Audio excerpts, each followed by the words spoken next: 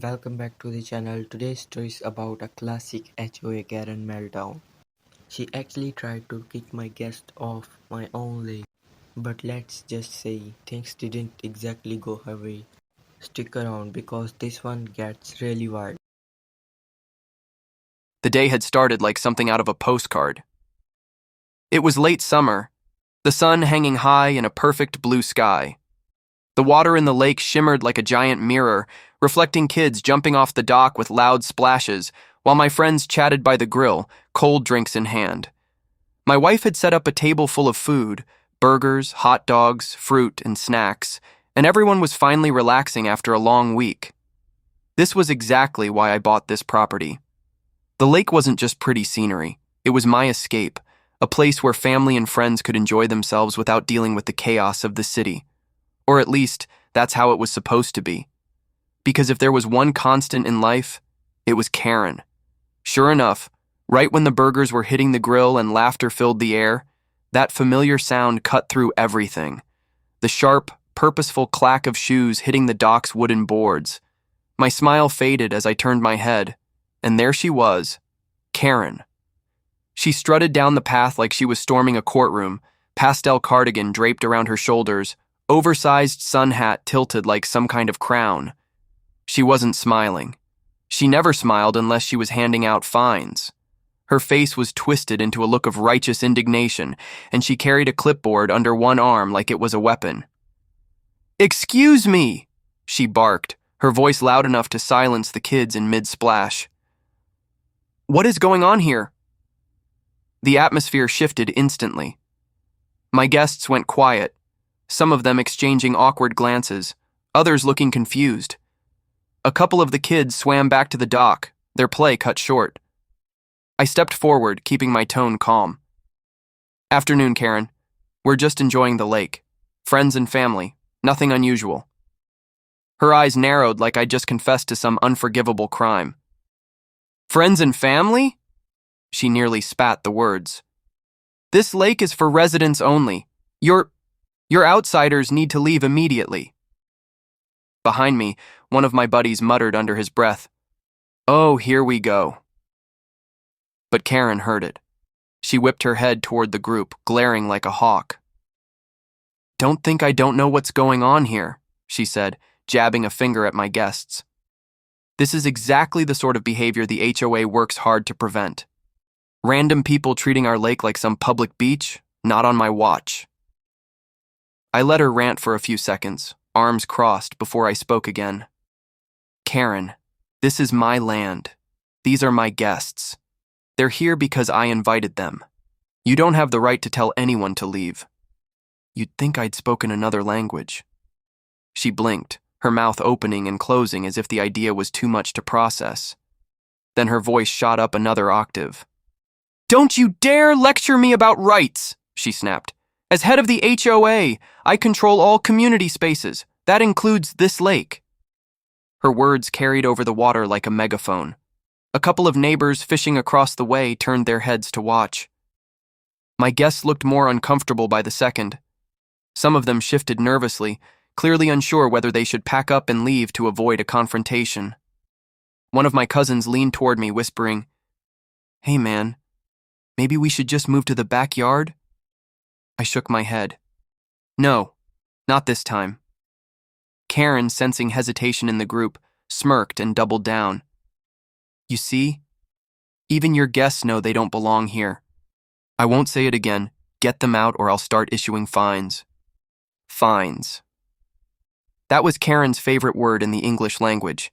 She'd fined neighbors for everything: a mailbox that was 2 inches taller than regulation, a basketball hoop left out overnight, even a set of lawn chairs that weren't the approved shade of beige. And she loved to brag about it at HOA meetings, like she was some kind of sheriff keeping law and order. But this wasn't about beige lawn chairs or trash bins left out too long. This was about my home, my guests, and my property. I took a deep breath and looked her dead in the eye. "Karen, you've crossed the line. My guests aren't going anywhere. You can huff and puff all you want, but this lake isn't HOA property. It's mine." The crowd around us went quiet. For a second, all you could hear was the lapping of the water against the dock. Karen's face flushed red, her jaw tightening like she was chewing on rocks. She jabbed her clipboard at me like a sword. "We'll see about that," she hissed. And with that, she pulled out her phone, her fingers already flying across the screen. My guests looked uneasy, some even standing up as if ready to pack their things, but I wasn't backing down. Not this time.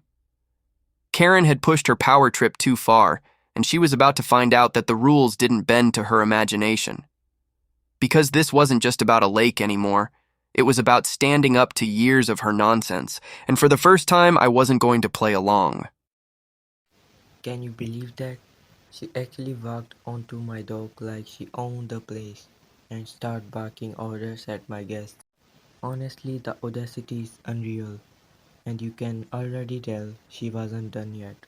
Karen's phone was already pressed to her ear, her painted nails tapping against the screen like she was summoning backup from HQ.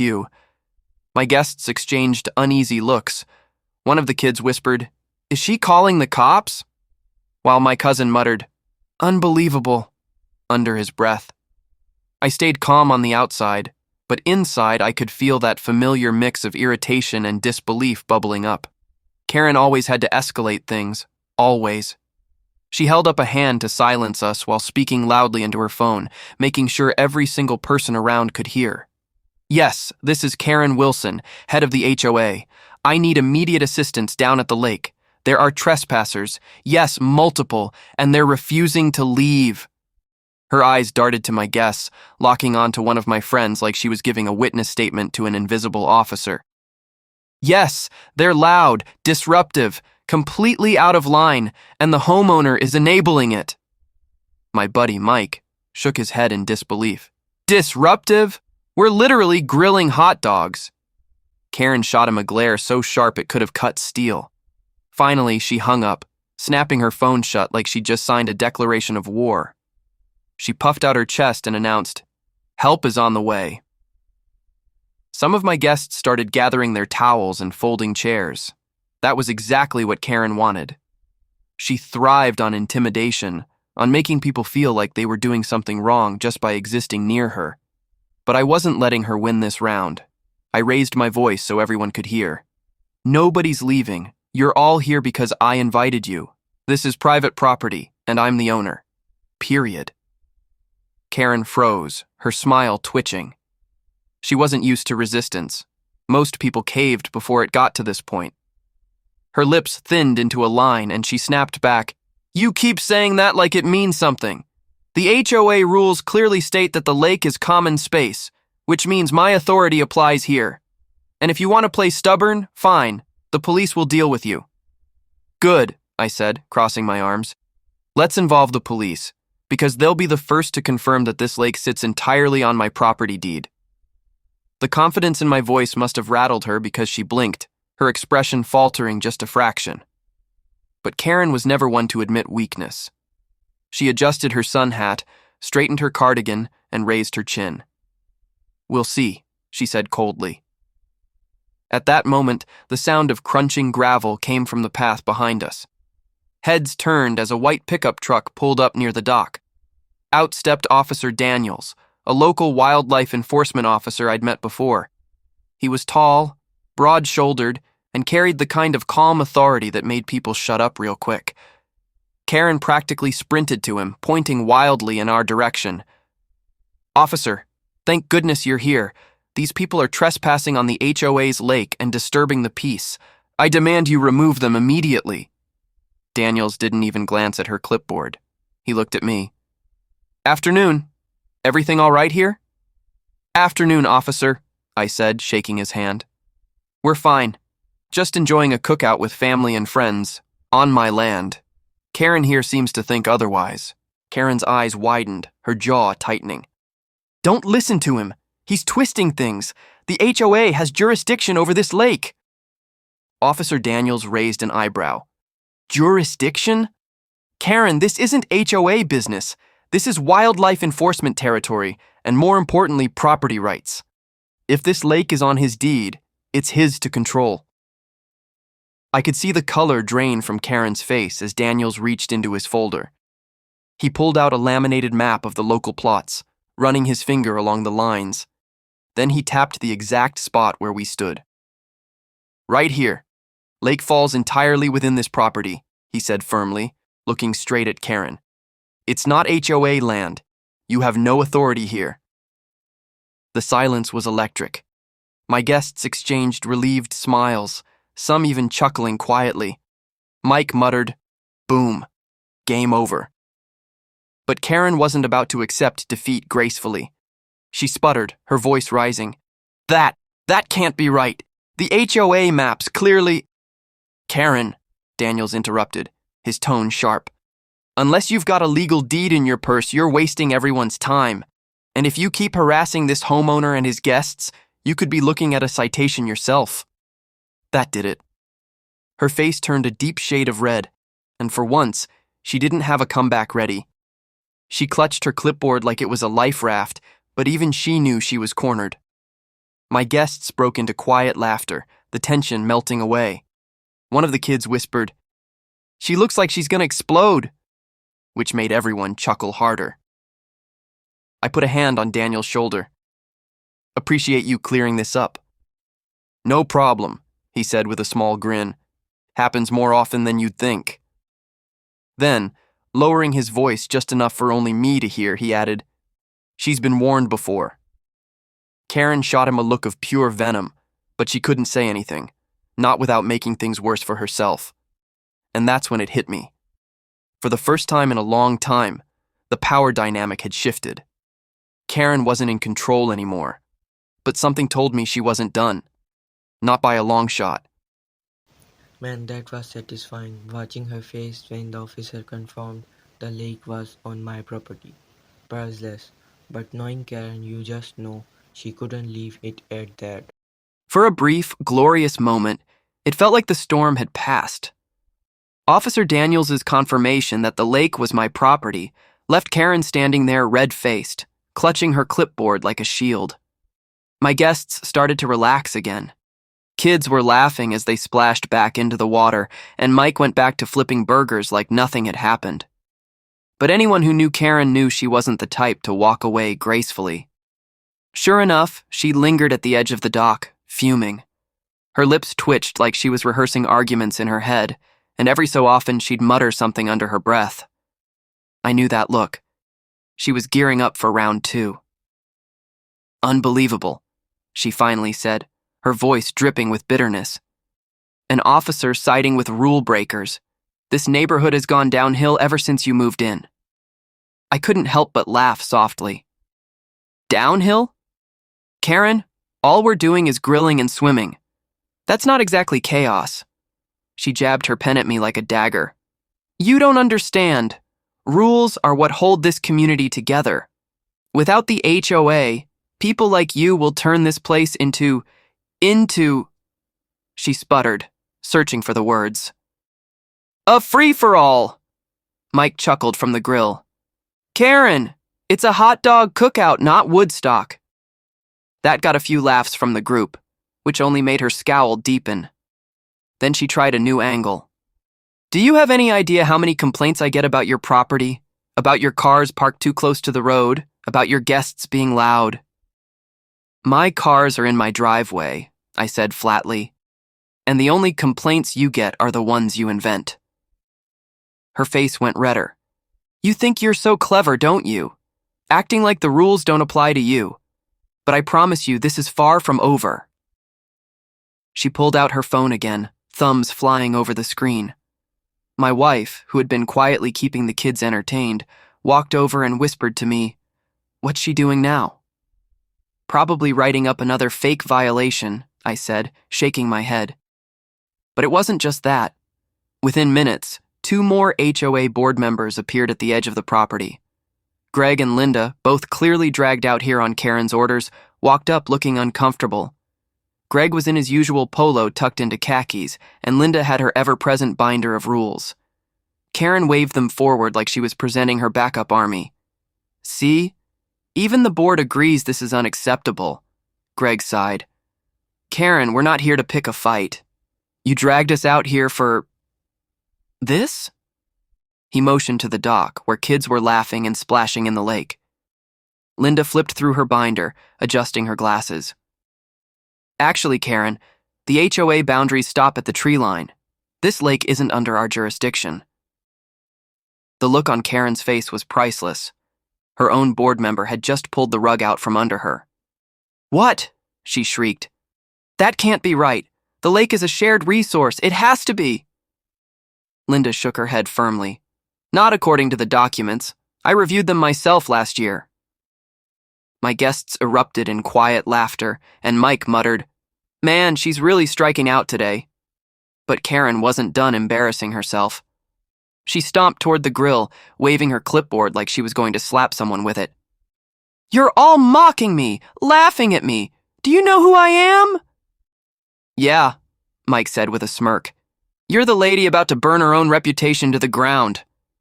The group chuckled louder this time, and Karen's hands shook with anger. She spun around to face the board members. Well, aren't you going to back me up? Greg folded his arms. Karen, we came out here because you made it sound like there was an emergency. This isn't an emergency. This is you picking a fight. For a split second, Karen looked like she might cry, but then her fury came roaring back. She pointed at me and shouted, This isn't over. If the board won't handle this, I'll take it to the county. I'll take it to court. Her voice cracked, and the desperation in it was clear. She was unraveling in front of everyone. I kept my voice calm but firm. Karen, enough! You've wasted everyone's time today. Go home. The words seemed to slice through her. Her mouth opened and closed, but no sound came out. She was trembling with rage, her face a deep shade of crimson. Finally, she let out a frustrated scream, stomped her foot like a child, and stormed back up the path, muttering curses under her breath. Greg and Linda exchanged looks before following her, clearly embarrassed to be associated with the meltdown. As Karen disappeared, my guests burst into laughter and applause. The kids, sensing the drama was over, went back to their games. Mike raised his spatula like a trophy. And that, ladies and gentlemen, is why you never mess with property rights. I shook my head, half amused, half exhausted. Karen's meltdown had been more theatrical than I expected, but one thing was certain, she wasn't going to let this go. And deep down, I knew she was already plotting her next move. See what I mean? Karen just completely lost it. Dragged in the whole HOA board, tried every excuse in the book, and still ended up looking ridiculous. But trust me, her biggest embarrassment was still coming. The afternoon sun was starting to dip lower, painting the lake in shades of gold. Most of my guests had relaxed again. Kids were drying off by the dock, and the smell of grilled food still lingered in the air. But my eyes kept drifting toward the tree line where Karen had stormed off, because if there was one thing I knew for sure, it was this. Karen never quit. And sure enough, about 20 minutes later, we heard the crunch of tires on gravel. A black SUV pulled up near my driveway, and out stepped 2 county officers. Their uniforms looked more official than the HOA's clipboard brigade, which immediately put some of my guests on edge. Conversations quieted, and everyone waited to see what would happen next. Karen trailed behind them, smug as ever, her arms crossed tightly, chin lifted like she'd already won. There, she said loudly, pointing right at me. That's him, the homeowner who thinks he's above the rules. The taller of the 2 officers approached, his voice calm and professional. Sir, we received a call about a disturbance here. Mind telling us what's going on? Before I could even open my mouth, Karen jumped in, talking so fast she barely breathed. Yes, officers. This man is hosting unauthorized guests on HOA-controlled property. They're trespassing, making noise, disturbing the community, and he's refusing to comply with HOA regulations. I want citations issued immediately. The officer held up a hand to stop her. Ma'am, we'll get both sides of the story. Please, step back. Karen huffed, but obeyed, though her glare burned holes through me. I took a breath and calmly explained, This is my land. The lake is on my property deed. My friends and family are here as my guests. The HOA has no authority here, and wildlife enforcement already confirmed that earlier today. The second officer raised an eyebrow. You have documentation? Absolutely, I said, pulling out a folder I'd brought to the picnic precisely for moments like this. I'd dealt with Karen long enough to know proof was my best weapon. Inside was a copy of my deed and the county map showing the lake entirely within my boundaries. The officers reviewed the documents carefully, nodding as they matched the property lines to their records. Finally, the taller officer turned toward Karen. Ma'am, this lake is indeed private property belonging to the homeowner. Your HOA has no jurisdiction here. It was like watching a balloon deflate. Karen's smug expression collapsed, her mouth falling open in shock. No jurisdiction? That's impossible. The HOA rules clearly. Ma'am, the officer cut in, his tone firm. HOA rules do not override county property laws, and making repeated false claims like this could be considered harassment. The crowd of my guests murmured in approval. Mike even whispered, "That's strike 3, Karen," earning a few chuckles. But the officer wasn't finished. He gestured toward Karen's clipboard. Furthermore, we've received multiple complaints about frivolous calls from this address. If you continue misusing emergency or county resources for non-issues, you could face fines, or worse. Karen's face went crimson. She opened her mouth, closed it, then opened it again, but no words came out. She was sputtering like a car engine failing to start. One of the kids piped up innocently, "Does this mean Karen's grounded?" which sent the whole group into laughter. Karen spun around, furious, but the officers were already stepping back toward their SUV. "Sir," one of them said to me, "you and your guests are free to continue enjoying your property. If she bothers you again, don't hesitate to call us directly." "Appreciate it," I said with a nod. Karen, realizing she'd lost the last of her ground, let out a frustrated scream that echoed across the lake. She stomped toward the road, muttering under her breath about ungrateful neighbors and corrupt officers. Finally, she disappeared down the path, her clipboard flapping helplessly at her side. The moment she was gone, the tension broke. My guests erupted in cheers and laughter. Mike clapped me on the back. "Man, I thought the burgers were the highlight of today. Turns out it was Karen's meltdown." Even my wife, who usually hated confrontations, smiled wide. She finally got put in her place, about time. The kids jumped back into the lake with renewed energy, splashing and laughing louder than ever. The adults raised their drinks, toasting not just to the cookout, but to finally standing up to Karen's nonsense once and for all. I sat back in my chair, taking in the golden reflection of the setting sun on the water. For the first time in months, I felt truly at peace. The lake wasn't just my property. It was my sanctuary, my escape. And now everyone knew it. Karen had tried to bully, intimidate, and manipulate her way into controlling something that wasn't hers. But the law had spoken, the officers had spoken, and the neighborhood had witnessed her defeat. This time, she hadn't just lost an argument, she'd lost her credibility. And as laughter and music filled the air again, I couldn't help but think, maybe, just maybe, this was the beginning of the end of Karen's reign of terror. And there it is. Karen went all the way to the county, only to get shut down in front of everyone. Not only did she lose, but the officers actually warned her about harassment. Talk about instant karma. Thanks for watching. If you enjoyed seeing Karen finally get put in her place, hit that like button and share this with a friend. And don't forget to subscribe for more crazy HOA stories. Until next time, take care and keep standing your ground. Bye bye.